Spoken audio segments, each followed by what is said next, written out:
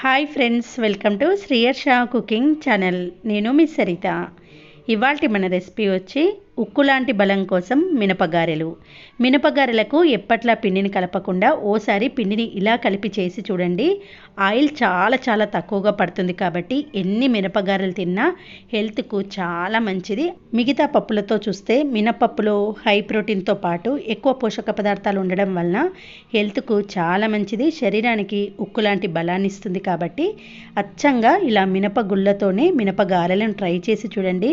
పైన కరకరలాడుతూ లోపల సాఫ్ట్గా మధ్య మధ్యలో ఉల్లిపాయ ముక్కలు తగులుతూ భలే టేస్టీగా ఉంటాయి. మరి ఆలస్యం చేయకుండా హెల్తీ అండ్ టేస్టీ మినపగారెలను ఎలా చేయాలో చూసేద్దాం పదండి. మినపగారెల కోసం ముందుగానే ఒక బౌల్లోకి 1 కప్పు నిండా మినపగుళ్ళని వేసుకొని 2-3 సార్లు నీళ్లు మార్చుకుంటూ శుభ్రంగా కడిగేసి వాటర్ పోసి సుమారుగా 4-5 గంటల పాటు నానబెట్టుకోవాలి.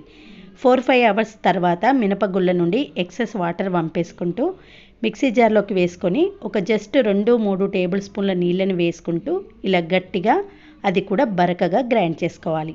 చూడండి, ఇలా బరకగా ఉంటేనే మనం తినేటప్పుడు మధ్య మధ్యలో మినపప్పు తగులుతూ క్రిస్పీగా టేస్టీగా ఉంటాయి. పిండి కూడా ఇలా గట్టిగానే ఉండాలి కాబట్టి జస్ట్ ఒక 2-3 చెంచాల నీళ్లు వేసుకుంటూ గ్రైండ్ చేయండి. గ్రైండ్ చేసిన పిండిని ఒక బౌల్లోకి వేసుకొని సన్నగా తరిగిన ఉల్లిపాయ ముక్కలు, ఒక 5-6 పచ్చిమిర్చిని వీలైనంత సన్నగా కట్ చేసి వేసుకోండి. నేను తీసుకున్న పిండికి పెద్ద సైజు ఉల్లిపాయ తరుగు వేశాను. తర్వాత సన్నగా కట్ చేసిన కరివేపాకు, కొత్తిమీరని వేసుకోండి.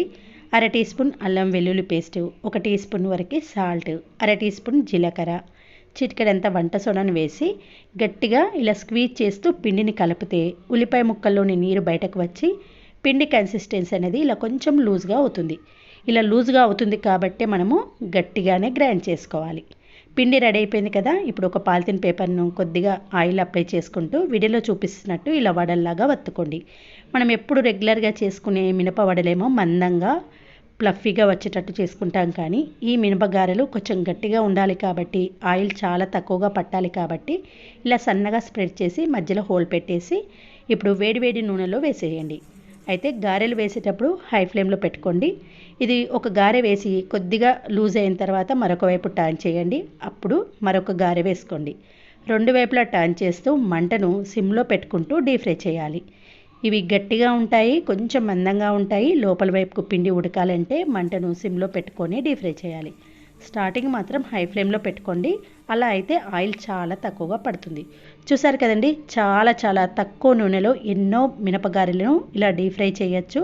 మనం రెగ్యులర్గా చేసుకునే మినపవడలకు ఆయిల్ ఎక్కువగా ఉంటుంది, కానీ ఈ మినపగారెలకు పిండిని ఈ కన్సిస్టెన్సీలో ప్రిపేర్ చేసి గారెలు చేస్తాం కాబట్టి ఆయిల్ చాలా చాలా తక్కువగా పడుతుంది. ఎన్ని మినపగారెలు తిన్నా హెల్త్కి ఎలాంటి ప్రాబ్లం ఉండదు. ముఖ్యంగా ఎక్కువ ప్రోటీను, ఎక్కువ పోషక పదార్థాలు ఉన్న ఈ మినపగారెలను వారానికి ఒక్కసారైనా ట్రై చేయండి. శరీరానికి ఉక్కు లాంటి బలాన్ని ఇవ్వడమే కాకుండా పెరిగే పిల్లలకు చాలా చాలా మంచిది. ఓకే ఫ్రెండ్స్, ఈ రెసిపీ నచ్చితే ఒక లైక్ చేసి మీ ఫ్రెండ్స్తో, రిలేటివ్స్తో షేర్ చేయండి. మరొక మంచి వీడియోతో మళ్ళీ కలుద్దాం.